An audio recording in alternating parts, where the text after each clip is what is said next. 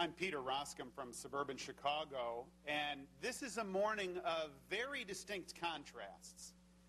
We have on the one hand an economic plan that has been put upon the United States and its citizens by folks in Washington that are convinced that they have all the answers, and their answers have underperformed.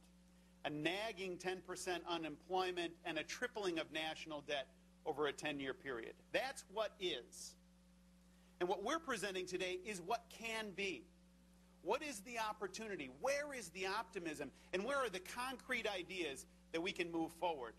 Our agenda says, look, let's concentrate on job creation. Let's concentrate on ending uncertainty. And let's concentrate on making America competitive once again. There's 4 specific areas that we propose to move forward. And these are things that Speaker Pelosi can call today.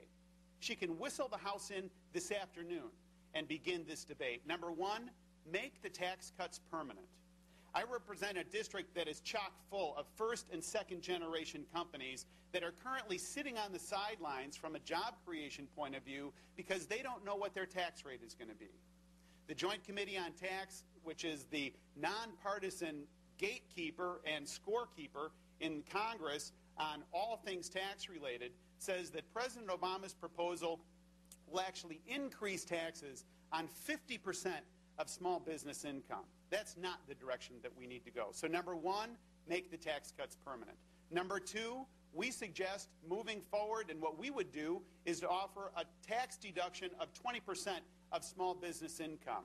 That has that sort of jolt, that encouraging effect where business knows that for the first time in a long time, government will be on their side and not an adversary. The third thing that we propose is to rein in the Washington, D.C. red tape factory. This town of Washington has created over a period of time one rule after another rule after another rule to the point where small businesses in particular are really struggling.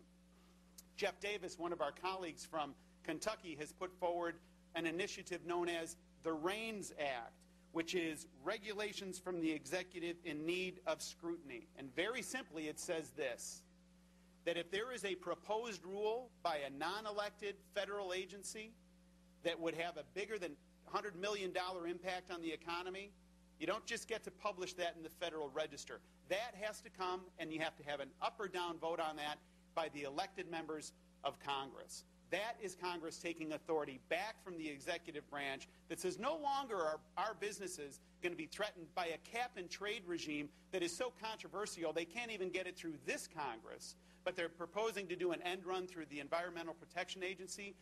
We suggest those days need to be gone. And finally, taking a playbook out of Speaker Pelosi's, one of her quippy lines, that the health care bill had to be passed so that people would know what's in it. Well, it's passed, and the more people find out about it, the less they like it, and the proof is in the polling. Now, one of the most outrageous things in that health care bill was the 1099 requirement that says that small business, big business, any business, if you're doing commerce and you trigger $600 in a transaction cumulatively over the year, you've got to submit that in a 1099 to the federal government. That is outrageous. And we need to make sure that that is repealed and repealed promptly, and the Speaker can do that this afternoon.